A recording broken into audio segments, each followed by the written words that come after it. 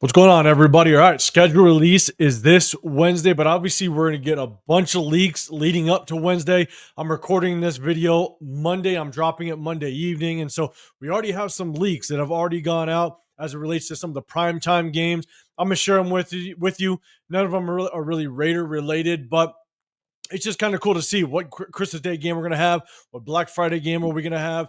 But one question I do have is how many primetime games, Monday night games, Thursday night games do you think the Raiders are going to have this coming season? Put that in the comment section down below. So we're going to kind of talk about what we can expect going into Wednesday, because there's going to be major networks that are going to be dropping kind of some of the primetime games that they're going to have on those networks. We're going to talk about that, but we're also going to talk about kind of what I look at when the schedule is finally released. You know, you can look at the teams and just how good the teams are and just kind of gauge as to how hard or easy the schedule is going to be. But there's another aspect that I put into it that I broke down last season. When we dropped the schedule last season, I kind of gave you an insight as to how I evaluate the schedule and how I determine really how tough it actually is. And so I'll definitely go into that. But before I do, if you can, hit that like button, subscribe, turn on those notifications. My next giveaway is at 5,000 subscribers. It'll be my 10th giveaway, I believe, since starting this channel early 2023. It's just my way of showing my appreciation and saying thank you to all my viewers and my supporters. But before we kind of get into that, just a reminder, if you're in the SoCal area, this Saturday, May 17th, Bakersfield, California, it's the Raider Nation Summer Kickoff, the 11th annual event that they have put on 11 years straight. Jeremy Chin will be the Raider player. Also, I think JPJ's parents are going to be there just attending, just to chop it up with the Raider Nation. It's a great way to kind of kick off the summer and kick off the football season. It is family friendly. And so again, Saturday, May 17th, if you want tickets, go to Raider Nation Summer Kickoff on Eventbrite. You can get your tickets. Again, if you are going to attend, let me know in the comment section. But after the event at the Clarion Hotel North, we're going to do kind of just a meet and greet, a gather up after the event. So just let me know if you plan on showing up, and I'll definitely reply to your comment. And it'll be just good to put names to faces and have a good time. So hope to see you there if you are attending. Now, next up, I'm going to switch over to just the schedule release and just what we can expect in the next few days leading up to Wednesday. All right, so this is what we got. All right, Monday, today, this evening, we got both NBC, Fox, and Primetime Video. Primetime is mainly the Thursday night games. They're going to release just kind of their primetime games. And then on Tuesday, you can expect ESPN to release their primetime games as well. I think they're going to be announcing it on Good Morning America Tuesday morning, and so watch out for that. I'm not going to give any more updates as it relates to the primetime games for other teams. I'm just going to focus on our Raiders. But because this is the first news, we're going to kind of take a look at the first leaks of the 2026 schedule. And then on Wednesday in the morning, CBS is going to drop their primetime games. Also on Wednesday, Netflix, probably early in the morning, is going to release their primetime game as well. And then obviously, I believe it's 5 p.m. Pacific, 8 p.m. Eastern. That's when the schedule release completely goes down. And so I'm definitely going to be jumping on live later that evening with my guys in the Raider War Room. We're going to go live, chop it up with you, kind of give you our insight as to how we feel about the schedule and just how it lays out. But again, at the end of this video, I'm definitely going to let you know kind of one of the things that I take a look at specifically to kind of evaluate the schedule myself. And so now, again, I'm dropping this video Monday evening, and the first leaks that we've gotten, again, not Raider related, but hey, it's the first leaks of the 2026 season for the schedule. And first and foremost, we got week 1, the opener, Thursday, September 4th. We got Cowboys versus the Eagles on Peacock. And then week 13 on Prime Video, Friday, November 28th, which should be the Black Friday game. You got Bears versus the Eagles. And then on Christmas Day, you got the Broncos versus the Chiefs. Let me know in the comment section down below, do you think Bo Nix is going to have a sophomore slump? And who do you think is going to win between those two? Again, it's going to be Christmas Day. I probably won't even watch it, to be dead honest with you. I'll probably, if I could put a bet on both of them losing, I'd do it in a heartbeat. But again, Christmas Day, we got the Broncos and Chiefs. And then the last leak so far, again, this is Monday evening. We got a double header on Saturday, December 20th, week 16. You got the Eagles versus the Commanders, and you got Green Bay versus the Bears. And so that's the last leak that I've seen up till this point. Again, more and more are going to drop. But again, just want to share this with you guys, not Raider related, but It's the first schedule leaks of the 2026 season. All right, so let me go up to the big screen again. I appreciate you guys checking in with me. Again, if you can, hit that like button, subscribe, turn on those notifications. I definitely appreciate it. Again, I go live during the week and on the weekends with my guys in the Raider War Room.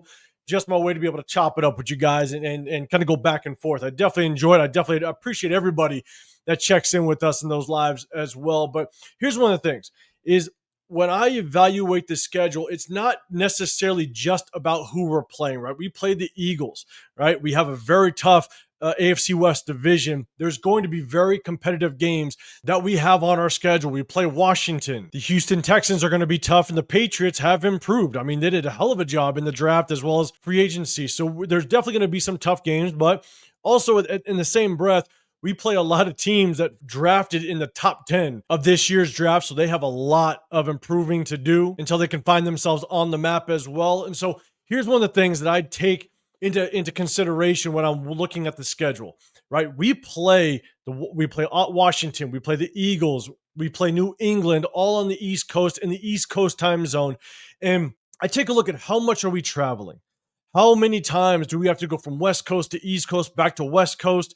You know, last year, week 2, I believe we went to our home away from home in SoFi. We played the Chargers, and then from the Chargers, from LA, we had to go all the way to Baltimore and go play the Ravens on the East Coast. Again, changing time zones. And then we had to come back home to the West Coast.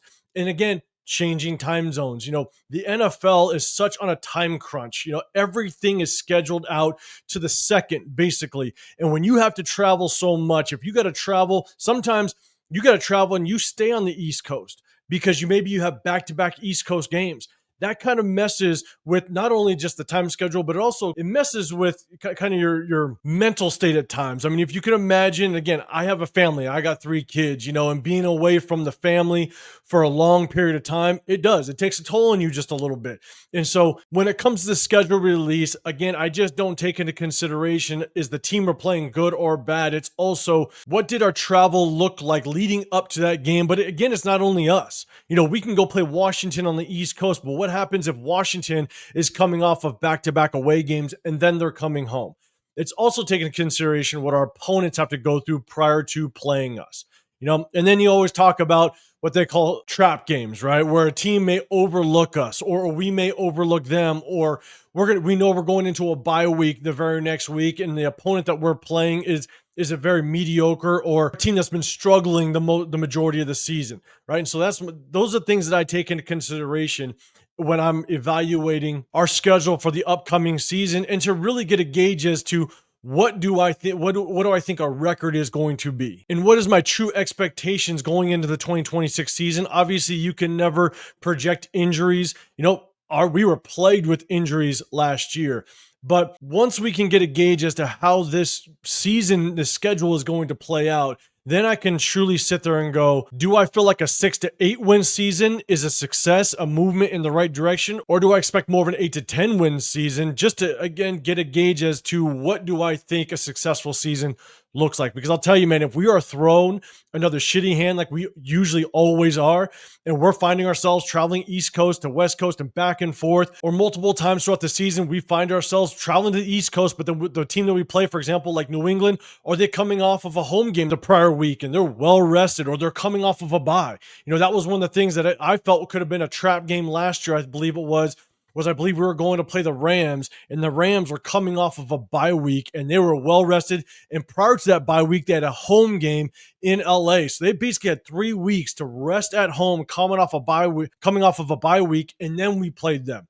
You know, those are the type of examples of games that make it just that much harder for us to go in and potentially battle. And so it does, again, I guess I'll repeat it one last time. It's not just about who we're playing and how good or how bad they are. It's also about what is leading up to us playing that game as it relates to our schedule prior to that and maybe after, as well as the other team's schedule prior to them facing us. And so, again, let me know in the comment section down below, what are some of the factors that you take into consideration once the schedule is released, and just how well you think we should do? Or is it truly just your evaluation on whether the team is good or bad that we face that upcoming week. So let me know in the comment section down below. But I just want to jump on here, kind of prep ourselves for Wednesday. Again, I'm going live Wednesday evening with my guys in the Raider War Room.